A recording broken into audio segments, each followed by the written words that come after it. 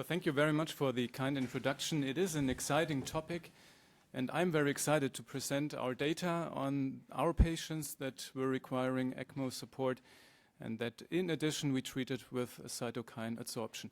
And I would like to start with a question: who of you has already combined the two, ECMO and CytoSorb therapy? So that might be 15 centers, I suppose. So you'll be interested in our data, I hope. So as a conflict of interest, this is an industry-sponsored symposium, and I would like to introduce our center to you. We're based in Freiburg, southern Germany, and I'm working on the medical ICU, which has 30 beds. We treat roughly 150 patients per year with ECMO, and 20 to 30 of them require veno-arterial ECMO support for extracorporeal CPR. And we do this in an interdisciplinary approach. On the left, you see the internists, cardiologists, in the middle, the anesthesiologists, then the cardiac surgeons and the perfusionists. And we have two reach-out teams. For VV, we have 3 guys going out, and for VA, we have the cardiologist and the perfusionist urging to the patient. And of course, we have a 24-hour hotline, and I would like to present a case where a team from Offenburg, which is 65 kilometers away from Freiburg, called us via this 24-hour hotline for a patient that was being resuscitated.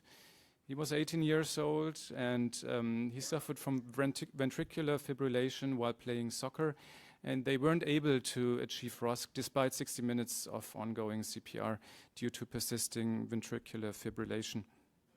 So we went there by helicopter, implanted the ECMO on site, took him back in our ECMO mobile, and then continued treatment on the ICU. And now I have another question for you. This is what we saw in the cath lab. This is the cause for his electrical storm in this 18-year-old patient. Who dares to tell me what the cause was? I'll give you a zoom of the left main. Of course, this is an interesting case, but a typical case for a malignant course of left main with systolic compression. And this is the image from the cath lab after stabilization, after insertion of the VA ECMO. And that was, of course, the cause of his electrical storm. But then the problems continued on the ICU. So this patient was under support with veno-arterial ECMO plus an impeller pump. And then we added CytoSorb treatment for 3 days. And we observed that he improved with this combination treatment, and his lactate levels dropped from a maximum of 15 millimoles per liter down to almost normal levels. And his interleukin-6 level, that's just one of the cytokines that we measured, dropped dramatically from very high peak of 18,500 picogram per mil to normal levels. And of course, he suffered from multi-organ failure due to a very long resuscitation time. It was almost 90 minutes until the ECMO was running on site. And that might have been the reason why this patient suffered from anoxic brain injury. And this is not the only case of combination therapy of ECMO and CytoSorb therapy. I've picked 5 case reports from the literature, and you can see that in association with CytoSorb therapy, you can observe, I would say there are reports of a reduction in vasopressor use, of course, reduction in cytokine levels, also a reduction in, for example, lactate levels, as you can see here.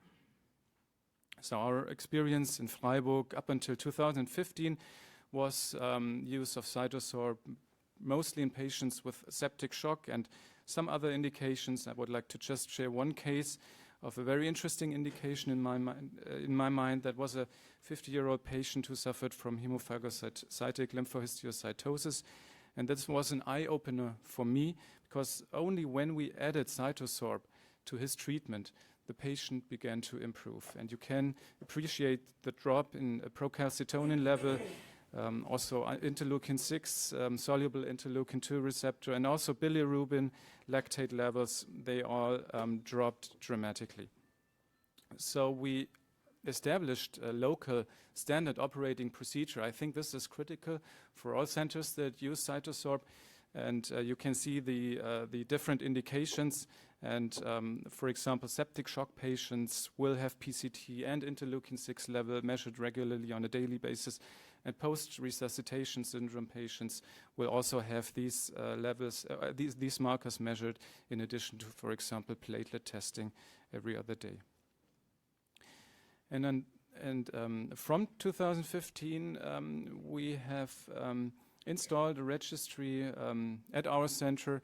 And in this registry, we have now data from 35 patients who were treated with ECMO and CytoSorb therapy. And the technical challenges are not there. I would say it's almost trivial to include the Adsorber into the ECMO circuit. You see here a picture from Professor Pappalardo's group from Milano, who published a nice case series just very recently in Artificial Organs. And this is our patient cohort. So we had 12 patients requiring veno-venous ECMO for ARDS, and the indication for CytoSorb therapy was septic shock. And then we had 23 patients requiring veno-arterial ECMO, and the indication for CytoSorb treatment was post-cardiac arrest syndrome. Patients were between 18, that's the patient I have presented to you, and 77 years old. Most of them were male. The mean SOFA score was rather high, I suppose, so these were really sick patients. In the case of VV ECMO, it was 18.5, which would correspond to a roughly 18% expected survival rate. And in the case of VA ECMO, it was 20, which would correspond to a 10% expected survival. So what we observed was that the 30-day survival in our cohort was better than the predicted survival according to the SOFA score. Total survival was 29%, and the septic shock patients survived in 44% the 30 days, which is higher than the expected 18%, and the post-cardiac arrest syndrome patients were also almost doubled their 30-day survival. And I would like to share our data now with you and directly compare them to the just recently published data from the Pappalardo group from Milano. And you will see on the left of both graphs the Pappalardo data, and on the right our data from Freiburg. And the Milano group published a series, a cohort of 40 patients, 19 of whom were treated with ECMO, and 70% had hyperbilirubinemia. That's a bit different to our cohort. And the 30-day survival in this cohort was 45%. And both the Milano group and we saw drastic decrease in lactate level. Our patients had slightly higher lactate levels, and the Milano group had slightly higher bilirubin levels. Let's see if I can point here. So the bilirubin level in Milan was roughly 12, and it decreased down to 6 milligram per deciliter, and our levels were slightly lower, while the lactate levels in our group were almost 15 millimole per liter, and they decreased by about 30%. So the data are consistent, and I would say that under CytoSorb therapy, several parameters decrease very reproducibly, no matter what study you're looking at. And then we also measured interleukin-6, of course, and procalcitonin levels, and both of them dropped dramatically as compared to pre to post CytoSorb treatment. Pappalardo didn't publish these data, at least not yet, but I suppose they will have similar results. And this, I think, is a convincing set of data showing that even in this rather inhomogeneous cohort of very, very sick patients requiring ECMO therapy, you can achieve reproducible parameter decrease in cytokine adsorption with this therapy. But what we were much more interested in is that we were asking ourselves, is there a predictor of survival in our patients, in our very sick patients? And of course, we would like to know which patient would be the one that will benefit from the treatment. And you can see here a correlation analysis of lactate decrease, of procalcitonin decrease, or bilirubin decrease. And the only parameter that predicted survival was lactate decrease. The higher lactate decrease was, the longer the patients survived. And this was not the case, for example, for bilirubin levels or PCT levels, where in some patients you didn't even see any decrease of PCT over the course of the study. So we took a closer look at the lactate levels, and performed a higher resolution temporary analysis of the lactate kinetics. And you will see here that there's different groups of patients, I would say. And from the initiation of CytoSorb therapy, there is a group of patients that will still deteriorate in terms of lactate level despite insertion or addition of CytoSorb therapy. And then there's a group of patients, and in this example, these are 2 patients that will improve despite initiation of CytoSorb therapy. These might be patients that would not have needed it. But then there's clearly some patients, and this is just an example of 2 VA ECMO patients that were deteriorating in terms of lactate level. And then only when we added CytoSorb to the complex treatment, of course, lactate began to drop and the patient began to improve. So in conclusion, I would say that the combination of both therapeutic strategy is feasible, it's easy, it's possible, and it was associated without any relevant complications. And of course, we saw a reproducible decrease in surrogate parameters, especially in some of the subgroups, and we will still have to define what patient will have the biggest benefit. And I think what we need now are randomized trials. And also in our center, we have started a randomized trial that focuses on patients with post-cardiac arrest syndrome, because I think these patients will clearly benefit. At least that's our experience, and that's what our data tell us. And we have started a pilot trial in Freiburg with patients that have ongoing CPR and require extracorporeal CPR. And we hypothesize that all of them will have cytokine storm.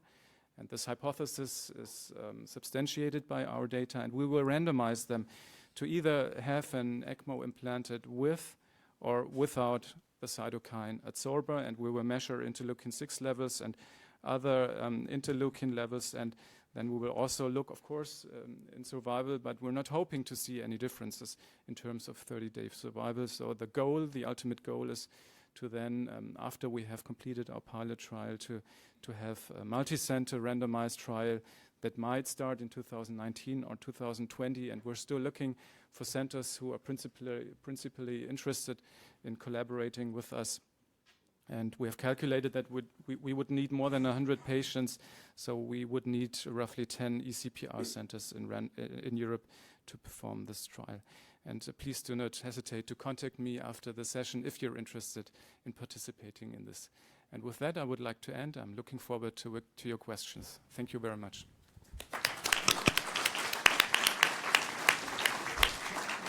Thank you very much. Impressive data. I'm sure there's questions from the audience. Yes, in the back I see. Thank you very much for this excellent talk. I just have a question concerning the bilirubin levels. If I remember well, in the Extracorporeal series, they said that if bilirubin levels were less than 10 milligrams per deciliters at the initiation of CytoSorb therapy, there was no diminution of bilirubin levels. Do you remark the same effect in your case series? Yes, we saw exactly the same effect. That's the difference between the Pappalardo data and our data. They had 70% of their patients had hyperbilirubinemia versus our cohort. There were some patients with very high levels, and in these patients, bilirubin dropped. For example, the patient I presented in the beginning, he had a dramatic drop of bilirubin to almost normal levels over the course of 3 days of CytoSorb treatment. That is true. Thanks. I saw there was another question. Yeah. I'm Sascha David from Hanover. Thank you for this talk. I have a question regarding the combination with ECMO and blood flow, so the change of CytoSorb. I see here you use 3 times CytoSorb filter over 24 hours, but going back to the CRRT blood flow, which would be 200 or 300 milliliters per minute in your ECMO, that will have 3 or 4 liters, so roughly 20 times as much blood contact than combined to a CRRT machine. So how do you justify that you change 3 times? Shouldn't you change, provocatively said, 10 times or even more often? Thank you very much for this excellent comment, and you're absolutely right. So we haven't been thinking about blood flow before, but we have started, now that more and more data are coming out, we have started measuring blood flow, and we're still working this through, and I would love to have a cup of coffee with you afterwards to see whether we should reduce our intervals of cytokine treatment. And what we have done so far, we have installed measurement, routine measurement of blood flow through the Adsorber, and we might go from a 24-hour interval to much shorter intervals. Thank you. I don't see any hands going up. I noticed that lactate levels were still pretty high when you stopped. Maybe there was some room for continuing your treatment. Did you consider this, or? Yes, we have considered this, and in terms of the data that I've just shown you, this is the mean, and it just I'd like to remind you that there's a number of patients, more than 50% of the patient died, and they had just increasing lactate levels. Yeah. So when we were looking at individual patients, we saw these different groups, and we saw a group of patients that clearly seemed to benefit from CytoSorb treatment in terms of lactate removal. And we might have to include this as one of the parameters for the decision whether to continue with CytoSorb treatment or whether we could stop it earlier. But I don't feel that we are there yet. For the moment, I think we need a randomized trial with very objective criteria so that it's becoming reproducible, so we can have the data that will guide decision making in the future. It's interesting that you use, in your analysis, lactate was so key, while Dr. Molnar is using PCT as the trigger to continue or to start. So is it because of the different patient profiles, or what? How should we?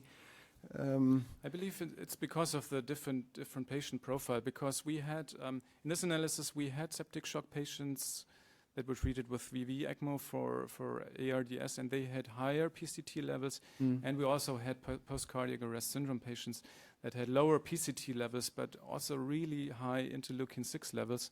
So there's a difference in terms of patient population. Interesting, yeah.